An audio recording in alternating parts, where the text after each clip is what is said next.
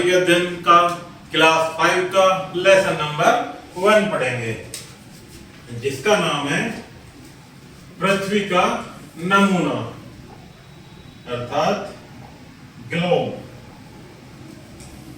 पृथ्वी का नमूना, model of earth, globe. तो आइए प्यारे बच्चों शुरू करते हैं लेसन नंबर 1।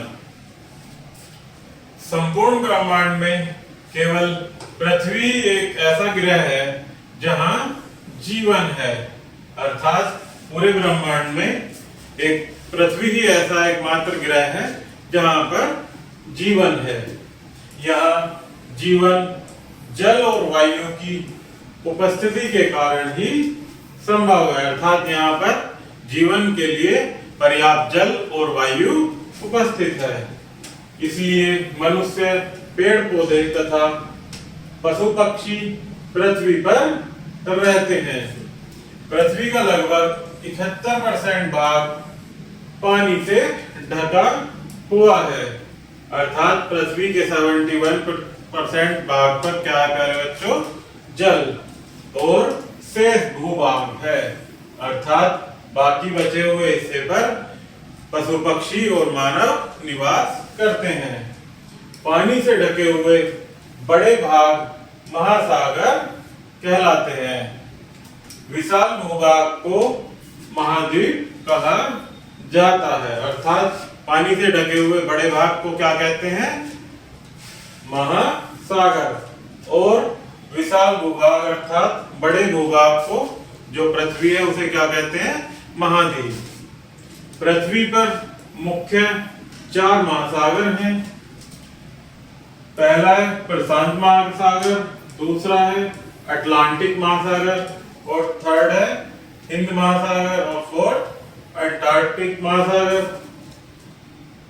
तो पृथ्वी पर कितने मुख्य महासागर है प्यारे बच्चों? 4। पृथ्वी पर 7 महाद्वीप हैं। 1 Asia, 2 Africa, 3 Australia, 4 Antarctica, 5 Europe, 6 उत्तरी अमेरिका और 7 दक्षिणी अमेरिका। तो ये 7 हमारे पृथ्वी पर महाद्वीप हैं। एशिया सबसे बड़ा महाद्वीप तथा प्रशांत महासागर सबसे बड़ा महासागर है। कौन सा है सबसे बड़ा महाद्वीप प्यारे बच्चों? एशिया। और सबसे बड़ा महासागर कौन सा है? प्रशांत महासागर। विशाल भूभागों महाद्वीपों की सतह सभी स्थानों पर एक समान नहीं है, अर्थात जो भूमि है वो सभी स्थानों पर एक समान या समतल नहीं है।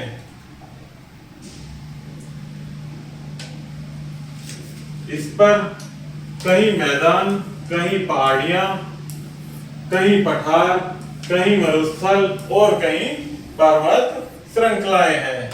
यहाँ तक कि समुद्री सतह पर भी मैदान, पठार तथा गड्ढे हैं, अर्थात हमारी पृथ्वी प्रत्येक जगह पर एकसार या समतल नहीं है।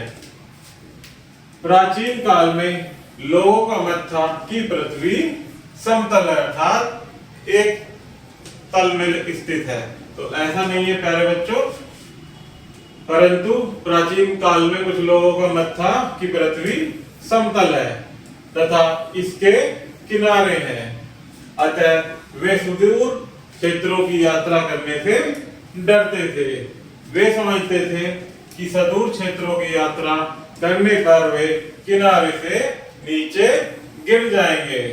परंतु जब स्पेन के एक नाविक फर्नांडिस मैगलन ने समुद्री यात्रा शुरू की तथा 3 वर्ष बाद वह उसी स्थान पर पहुंच गया जहां से उसने यात्रा शुरू की, तो इससे सिद्ध हो गया कि पृथ्वी गोल है, अर्थात जो प्राचीन लोगों का, कुछ लोगों का मत था कि पृथ्वी समतल है, जिस कारण वो संपूर्ण पृथ्वी की यात्रा करने से डरते थे। तो कुछ समय पश्चात एक स्पेन के नाविक फर्नांडिस मैगलन ने समुद्री यात्रा शुरू करके प्यारे बच्चों यह सिद्ध किया कि वह जहां से चला था उसी दोबारा घूमता हुआ गोल उसी स्थान पर आ गया, तो इससे सिद्ध होता है कि पृथ्वी समतल नाव का गोल है। बाद में जब सन 1969 में मनुष्य ने चंद्रमा पर कदम रखा तो उसने चंद्रमा से पृथ्वी को देखा तो पाया कि यह भी सूर्य और चंद्रमा की भांति गोल आकृति की है। अर्थात चंद्रमा से देखने पर पता चला कि हमारी पृथ्वी जहां हम निवास करते हैं वह भी सूर्य और चंद्रमा की भांति गोल है। अब पृथ्वी की गेंद जैसी आकृति के संबंध में किसी प्रकार का संदेह नहीं है, अर्थात वह गोल है। ग्लोब पृथ्वी का अध्ययन करने के लिए उसके प्रत्येक भाग तक पहुंचना कठिन ही नहीं बल्कि असंभव था। अर्थात पृथ्वी के चारों ओर का अध्ययन करने के लिए उसके चारों ओर पहुंचना असंभव था। अतः मनुष्य ने अपनी सुविधा के लिए पृथ्वी का एक प्रतिरूप बनाया, जिसे क्या कहते हैं प्यारे बच्चों? ग्लोब कहते हैं। पृथ्वी जैसा ही एक उसका प्रतिरूप बनाया, उसको हम क्या कहते हैं? ग्लोब। ग्लोब पृथ्वी की ही सही आकृति को दर्शाता है, अर्थात पृथ्वी की सही आकृति को क्या दर्शाता है? ग्लोब। तो प्यारे बच्चों, आप पिक्चर के माध्यम से देख सकते हैं, ये इस प्रकार से हमारा पृथ्वी का प्रतिरूप ग्लोब है। इसीलिए इसे पृथ्वी का प्रतिरूप कहा जाता है, क्योंकि यह देखने पर कैसा प्रतीत होता है प्यारे बच्चों? हूबहू पृथ्वी के जैसा। हम ग्लोब पर महाद्वीपों और महासागरों का सही आकार तथा आकृति देख सकते हैं। ग्लोब के अंतिम दो बिंदु क्या कहलाते हैं? ध्रुव। जो ग्लोब के दो अंतिम बिंदु होते हैं प्यारे बच्चों, जैसे ये हमारा ग्लोब है, तो ये एक बिंदु ये और दूसरा ये क्या कहलाते हैं? ध्रुव।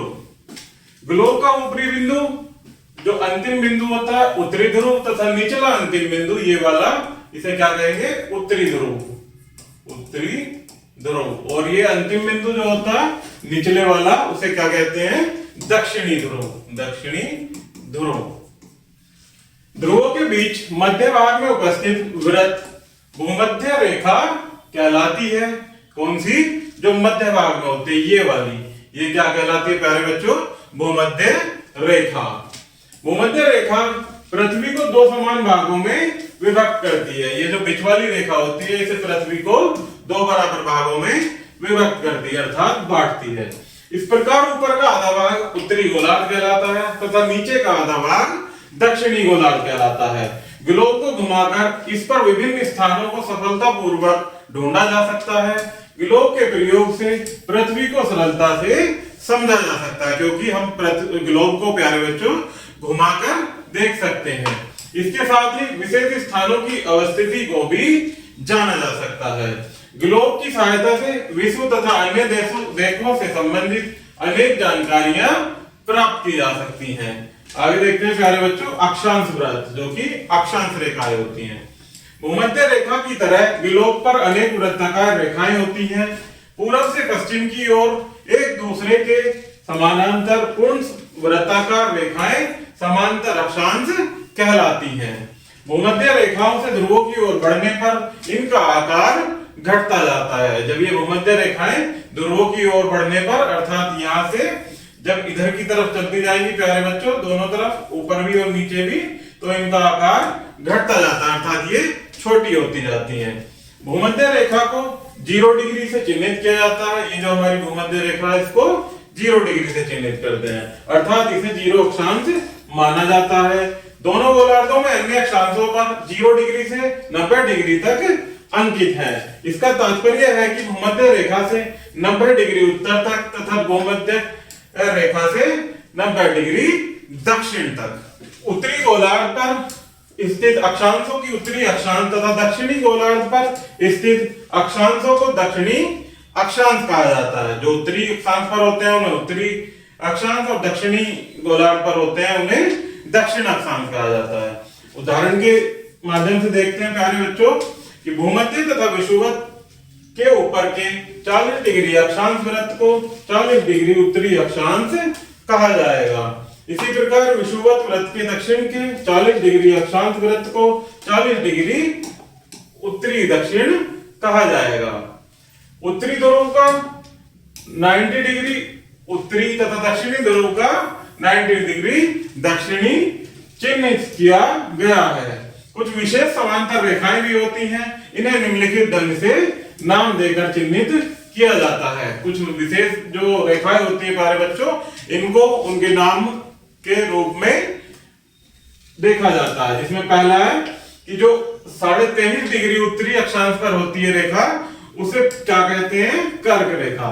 इसी प्रकार से जो 23.5 डिग्री दक्षिणी अक्षांश पर होती है अर्थात नीचे वाले पर, उस रेखा को मकर रेखा कहते हैं। इसी प्रकार से नेक्स्ट है कि जो 66.5 डिग्री उत्तरी अक्षांश पर अर्थात ऊपर की ओर होती है, उसे आर्कटिक वृत्त कहते हैं।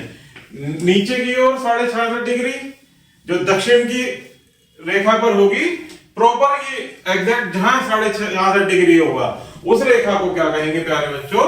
अंटार्कटिक वृत्त। तो ये इनके कुछ विशेष नाम दिए गए हैं, इनको आप याद रखेंगे। आगे देखते हैं देशांतर रेखाएं या देशांतर अर्धवृत्त। ग्लोब पर कुछ अन्य प्रकार की रेखाएं भी होती हैं। रेखाओं का यह समूह अर्धवृत्ताकार होता है। ये रेखाएं उत्तरी तथा दक्षिणी ध्रुवों पर आपस में मिलती हैं। इन सब की लंबाई समान होती है तथा इनकी कुल संख्या 366 होती है। कुल संख्या कितनी है? 366। ये मध्याह्न रेखाएं कहलाती हैं।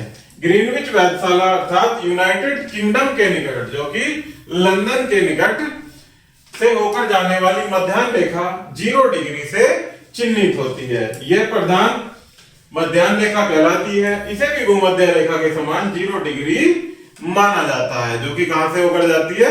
यूनाइटेड किंगडम अर्थात लंदन से होकर जाती है। इसे भी क्या माना गया है?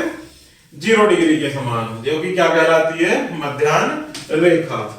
देशांतर रेखाएं प्रथम मध्याह्न रेखा के पूर्व और पश्चिम में होती हैं, अतः देशांतर रेखाओं की संख्या के सामने पूर्व या पश्चिम लिखना आवश्यक होता है। ये पृथ्वी को 2 भागों में विभक्त करती है। इन भागों को पूर्वी गोलार्ध तथा पश्चिमी गोलार्ध कहा जाता है। आगे देखते हैं बच्चों, प्रधान मध्याह्न रेखा के पश्चिम और पूर्व दोनों ओर देखने पर ज्ञात होता है कि एक एक के अंश के अंतर पर 180 डिग्री पश्चिम तथा 180 डिग्री पूर्व देशांतर रेखाएं बनी हैं। पश्चिम के देशांतरों को पश्चिमी देशांतर तथा पूर्व के देशांतरों को पूर्वी देशांतर कहा जाता है। उदाहरण के लिए जोधपुर का अर्धवृत्त या मध्याह्न 75 डिग्री पूर्वी है। ग्लोब पर अनेक अक्षांश व देशांतर रेखाओं का जाल ग्रिड कहलाता है। जो बहुत सारी ग्लोब पर प्यारे बच्चों देशांतर और अक्षांश रेखाएं होती हैं, उनका जो एक जाल सा बना होता है, उसे क्या कहा जाता है प्यारे बच्चों? ग्रिड कहा जाता है। ग्रिड की सहायता से विभिन्न स्थानों की स्थिति ज्ञात की जा सकती है। अक्षांश तथा देशांतर रेखाएं एक दूसरे को काटती हैं और एक जाल सा बनाती हैं। वही जाल क्या कहलाता है बच्चों? ग्रिड। किसी स्थान की अवस्थिति ज्ञात करने में ग्रिड की सहायता ली जाती है। आगे देखते हैं प्यारे बच्चों, सबसे पहले ये देखते हैं, ये ग्लोब का समरूप दिया गया है, जो कि अभी हमने पढ़ा। ये 66.5 डिग्री उत्तरी अक्षांश जिसे कर्क रेखा कहा जाता था, और ये 66.5 डिग्री दक्षिणी अक्षांश, इधर आप देख सकते हैं, इन्हें क्या कहा जाता है? मकर रेखा। और ये 0 डिग्री पर जो होती है, ये भूमध्य रेखा कहलाती है। ठीक है, आगे देखते हैं स्थानों की अवस्थिति। उपयुक्त अक्षांश वृत्त तथा देशांतर अर्धवृत्त ग्लोब पर किसी स्थान की अवस्थिति ज्ञात करने में हमारी सहायता करते हैं। किसी स्थान का सही स्थिति ज्ञात करने के लिए इन दोनों का उचित ज्ञान होना चाहिए। इनमें से किसी एक का ज्ञान पर्याप्त नहीं है। आगे देखते हैं प्यारे बच्चों, इसमें कुछ स्मरणीय तथ्य दिए गए हैं जिन्हें आप याद भी रखेंगे और हम पढ़ेंगे। तो आइए देखते हैं पहला पॉइंट कि पृथ्वी पर बड़े बड़े महाद्वीप और महासागर हैं। नेक्स्ट है, हम पृथ्वी का बहुत छोटा सा भाग ही देख पाते हैं जो कि चपटा दिखाई देता है। नेक्स्ट है, ग्लोब पृथ्वी का नमूना अर्थात प्रतिरूप है या समरूप भी कह सकते हैं, इंग्लिश में मॉडल कह सकते हैं। नेक्स्ट है अक्षांश तथा देशांतर रेखाएं एक दूसरे को समकोण पर काटती हैं और एक जाल या ग्रिड बनाती हैं। जो अक्षांश व देशांतर रेखाओं का जाल होता है प्यारे बच्चों, वो क्या कहलाता है? ग्रिड कहलाता है। तो इस प्रकार से हमारा ये लेसन यही समाप्त होता है प्यारे बच्चों। वीडियो को लाइक एंड चैनल को सब्सक्राइब जरूर कीजिएगा। धन्यवाद।